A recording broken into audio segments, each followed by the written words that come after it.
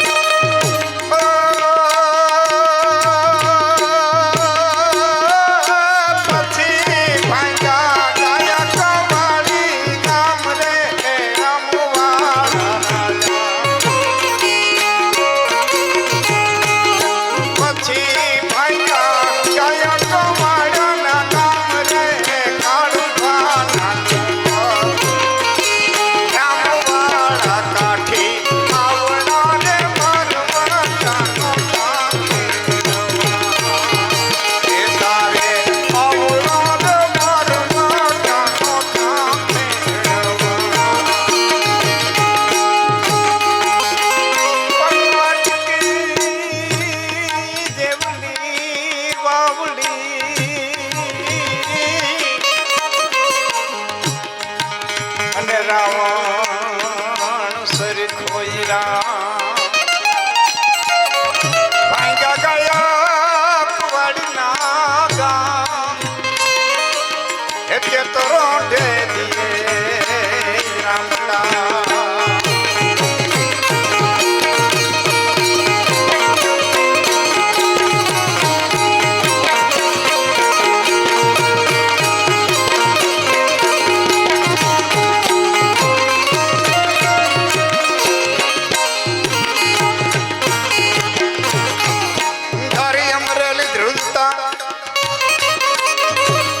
ખાંભા થર થર થાય,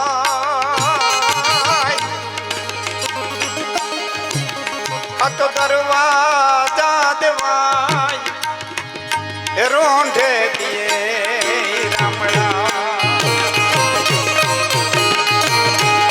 પાટું રે મારી બેટારો ભાંગ્યો, એવો પાટું રે મારી બેટારો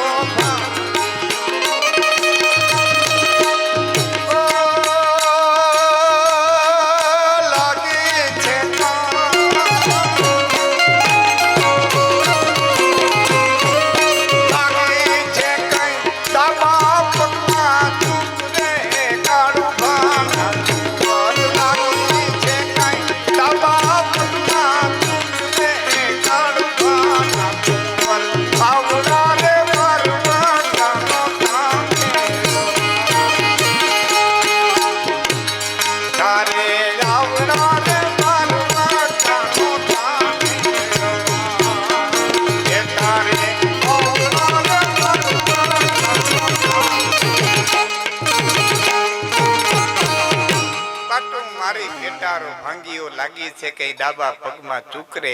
એ પેટારાના મને સમાચાર મળ્યા છે. આમાં કોઈને જાણવું હોય તો મને કીધું. ગામનું નામ ભૂલી કે મારી બાજુમાં એક આપા રહે છે ને, એણે કીધું છે એ દીકરી ત્યાં હારે ગઈ છે, માવતરને પેટારો કરિયાવરમાં દીધો છે ને એ પેટારાના સમાચાર મળે. મારે એ પેટારાના દર્શન કરવા જવું છે. ખીજડીયા ગામ. આ બધી હમણાંની બનેલી ઘટનાઓ છે. આ રાહડા, આ ગીત, આ લોકગીતો એની સંસ્કૃતિ સાચવી છે. આપણે ઘણી વખત બહુ ધ્યાન નથી દીધું, પણ એને સંસ્કૃતિ સાચવી છે. દાખલો તો 1912 ટાઇટેનિક ડૂબી. 14મી એપ્રિલે 2:10 હિમશિલાની અરે ભટકાણી. એના 3 કટકા થયા અને એ સ્ટીમર ડૂબી. વર્ષો પછી સેટેલાઇટમાં પકડાણી. સમાચાર વેતા થયા. એમાંના ઘણા પેસેન્જર જીવતા રહી ગયેલા. એમાં એક ડોસી જીવતી રહી ગયેલી અને એને ટીવીમાં જોયું અને તરત મીડિયાવાળાનો સંપર્ક થાય તો ફોન કર્યો. સંપર્ક થાય તો કે એ સ્ટીમરની એક પેસેન્જર હું જીવું છું. મીડિયાવાળા મળવા ગયા અને મળ્યા પછી એ ડોસીએ જે વર્ણન કરી દીધું એમાં મરી મસાલા ઉમેરી અને કરોડો ને અબજોના ખર્ચે આ જગતને એક પિક્ચર મળ્યું, ટાઇટેનિક. આમાં કોઈ જોયું હોય તો કયો. ખાલી જોયું આંગળી ઊંચી કરી દો ને. હા, જોયા જેવું છે. અને ન જોયું એક વખત જોઈ દો. સર્ચ કરી કઈ રીતે તૂટી, કઈ રીતે હિમશિલાએ ભટકાણી, કઈ રીતે એના 3 કટકા થયા. અને ટંડેલ જ્યારે બચાવી નથી શકતો એ માણસે પોતે જે પોતાની પિસ્તોલ ખાઈને મરી ગયો કે હું બીજાને બચાવી નથી શકતો, તો ટંડેલપણામાં ધૂળ પડી અને પોતે પોતાની રિવોલ્વર ખાઈ અને મરી જાય છે. મારે તમને એ કહેવું છે કે એ તળિયે પડી હતી, સેટેલાઇટમાં પકડાણી અને પછી જગતને એક અદ્ભુત મળ્યું. પણ એની પહેલા એક આપણી ડૂબી હતી. ઓખાથી નીકળી પોરબંદર આવી. એટલું ભયંકર વાવાઝોડું ઉપડ્યું હતું કે 10 નંબરના સિગ્નલ લગાડી દેવામાં આવ્યા. અને ત્યારે લેલી સાહેબ નામના એડમિનિસ્ટર અને એને સ્પષ્ટ શબ્દોમાં જાહેરાત કરી કે એક પણ મછવાને સ્ટીમર સુધી જવા દેવામાં નહીં આવે. રોકાવાનો પ્રશ્ન આવ્યો. પોરબંદર મહારાજાએ જાહેરાત કરી 1 દી રોકાય, 2 દી રોકાય, 4 દી રોકાય સ્ટીમર, તમામ ખર્ચો પોરબંદર રાજ ઉપાડશે. બધાએ કોઈ પબ્લિકે બહુ ઉહાપો ન કર્યો, પણ એ વખતે મેટ્રિકના વિદ્યાર્થીઓએ ઉહાપો કર્યો કે અમારું વર્ષ વગડે, અમને જવા દો. કારણ કે એ વખતે મેટ્રિકની પરીક્ષા સૌરાષ્ટ્રમાં ન લેવાતી, મહારાષ્ટ્રમાં લેવાતી. અમને જવા દો. પણ એવો અધિકારી, કડક અધિકારી લેલી સાહેબ, એક પણ મછવાને જવા દેવામાં ન આવ્યો. રોકવાની બહુ કોશિશ કરી, પણ એનો ટંડેલ ખારવો. આવા તો કેટલાય વાવાઝોડા જોઈ નહીં ખાતા. યુવાન મિત્રો, મેકોલ નામના અંગ્રેજે આવીને ઇતિહાસો ફેરવી નાખ્યા. આપણા કેટલા ઇતિહાસો ફેરવી નાખ્યા. એટલે વાસ્કોડી ગામા એ ભારત ગોઈતું, વાસ્કોડી ગામા એ ભારત ગોઈતું. આજે એના નામના ગામ છે. તમે ગોવા જાઓ તો ગોવા, મડગાંવ ને પણજી, ત્યાં વાસ્કોડી છે. વાસ્કોડીને હાઇલાઇટ કરી દીધો. વાસ્કોડી ગામમાં પાસે ખાવાનું ખૂટી ગયું હતું. વાસ્કોડી ગામમાં પાસે માતાજી પાણી ખૂટી ગયું હતું. દરિયામાં મરી જવાનો હતો. એ વખતે કચ્છનો મલેક નામનો ખારું એને કાલિકટ બંદરે મૂકી આવ્યો હતો, પણ મલેકને દાટી દીધો અને વાસ્કોડી ગામાને હાઇલાઇટ કરી દીધો. ઇતિહાસ ફેરવી નાખ્યા. એટલા આપણા સાહસિકો હતા, એટલા આપણા ખારવા સાહસિકો હતા. એ વખતનો એ સાહસિક ખારવો માયનો નહીં. નિયત સમયે સ્ટીમર પોરબંદરથી ઉપડી. પોરબંદર અને માંગરોળની વતારે નેવી બંદર સુધીના સમાચાર મળ્યા. નેવી બંદરે ધરતીના તળિયે એવડો મોટો ધરતીકંપ થયો. ધરતીના દરિયાના તળિયે એવડો મોટો ધરતીકંપ થયો કે આખી સ્ટીમર પાણી હોતી બ્લેક હોલની માલિકો ક્યાં વહી ગઈ એનું આજની ઘડી સુધી પતરું મળ્યું નહીં. ઇંગ્લેન્ડની કંપનીની માલિકીની હતી. એનું મૂળ નામ તો વેતરની હતું.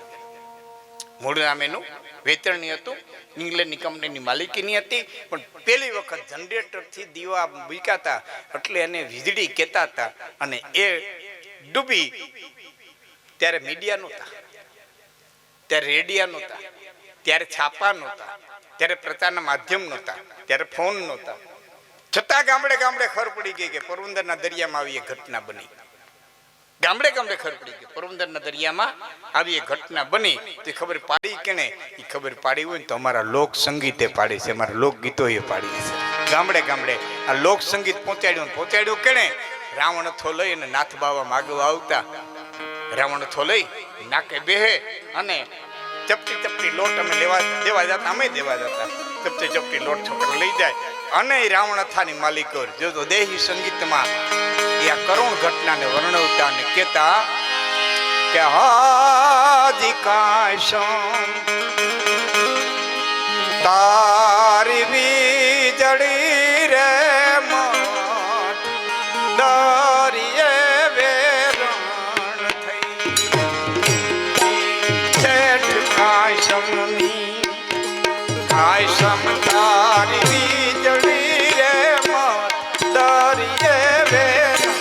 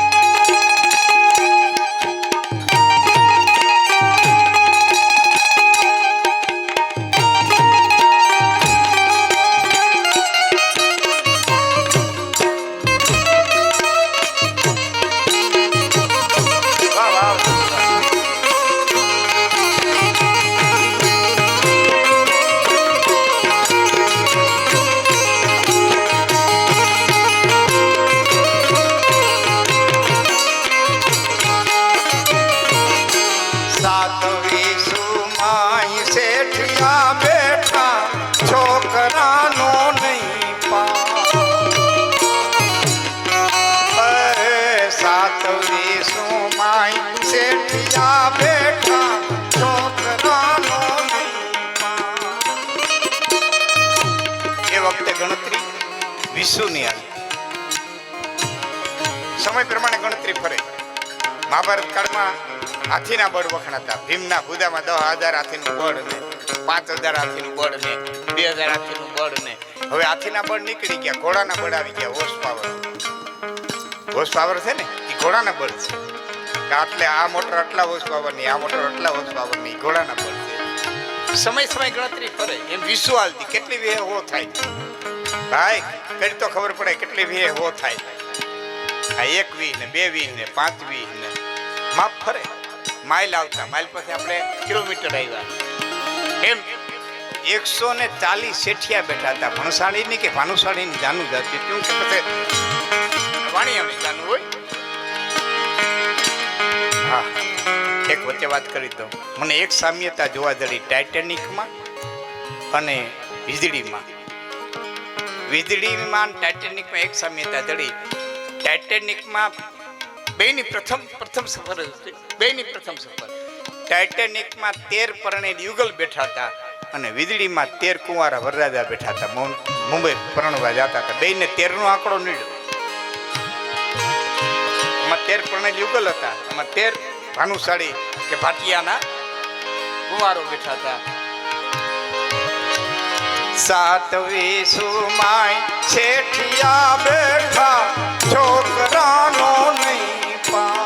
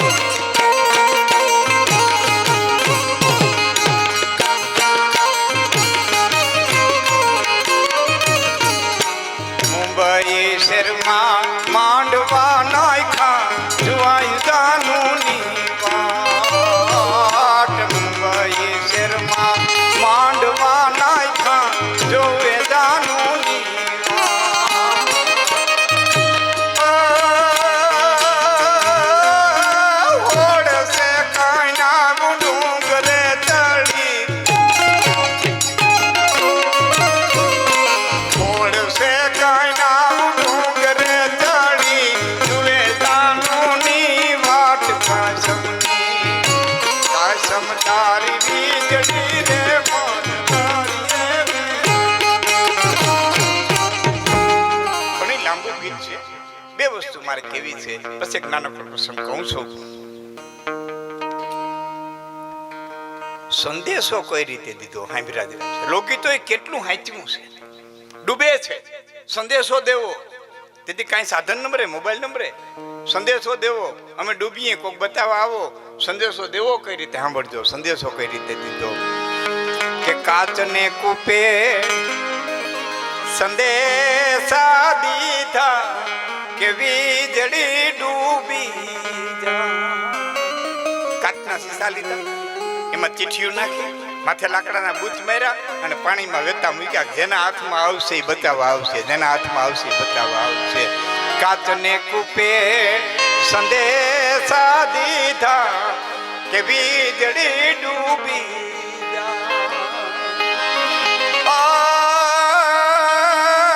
મોટા સાહેબ ના યાગ બોટ મળ્યા.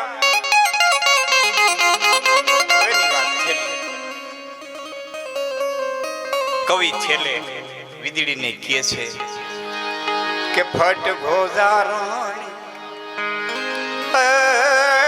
ફટ ગોજારણ ગોજારણ ફટ ગોજારણ ફટ ગોજારણ એ વીજળી રે તું કાંઈક ને ભરખી